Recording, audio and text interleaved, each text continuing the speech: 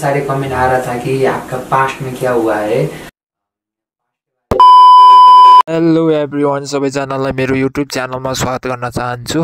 आजको भिडियो चाहिँ कस्तो हो भने र युट्युबको थम्बनेल वा टाइटल हेरेरै तपाईहरुले थाहा पाउनुभयो होला।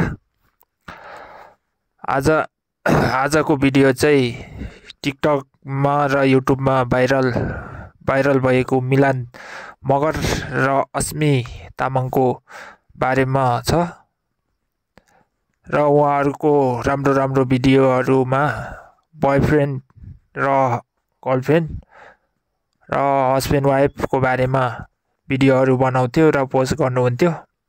उनीहरुको युट्युब च्यानलमा चाहिँ सब्स्क्राइब चाहिँ 33 लाख प्लस रहेको थियो। अरु चाहिँ पछिल्लो समयमा चाहिँ ब्रेकअप भइसकेको र उनीहरुलाई चाहिँ छुटिसकेको छ भने मिलन मगरले भने आफ्नो युट्युबको लागि वाइफको रूपमा एकजना महिलालाई ल्याउनु भएको छ र उहाँले नयाँ वाइफ ल्याएपछि केही भन्नु भएको छ, सुनिदिनु होला।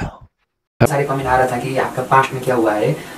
पास्ट के बारे में उन लोगों का मैंने किसी का भी रिटर्न नहीं दिया है और जो मेरा पास्ट है उसके बारे में कोई बात करना नहीं चाहता हूँ, क्योंकि पास्ट इज जस्ट पास्ट। और पास्ट में जो होता है वो हम लोग को बहुत चीज़ सिखा के जाती है, तो इसलिए मैंने बहुत चीज़ सीख लिया है और जस्ट पास्ट के बारे में मैंने कोई बात करना नहीं चाहा। तो गाइस अब फाइनली टाइम है मेरे को पहले जैसा बैक आना और आगे बढ़ना। तो इसलिए अब नए पार्टनर के साथ वीडियो बनाना चाहता हूँ और फाइनली न्यू पार्टनर मिल चुकी है मेरे को। अब टाइम है मेरा न्यू जो पार्टनर है उसको बुलाना चाहता हूँ मैं यहाँ पे।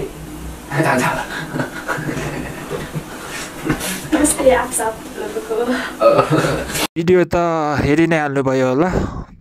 मिलन मगरको अहिलेको युट्युब पार्टनर अर्थात् आफ्नो लाइफ पार्टनर राम्रो हुनुहुन्थ्यो कि पहिलाको पार्टनर राम्रो हुनुहुन्थ्यो, यसो कमेन्ट गर्नु होला। तपाईहरुलाई कस्तो लाग्छ तपाईको विचार कमेन्ट बक्समा लेखिदिनु होला र मेरो च्यानललाई सब्स्क्राइब गरिदिनु होला। हस्त, धन्यवाद।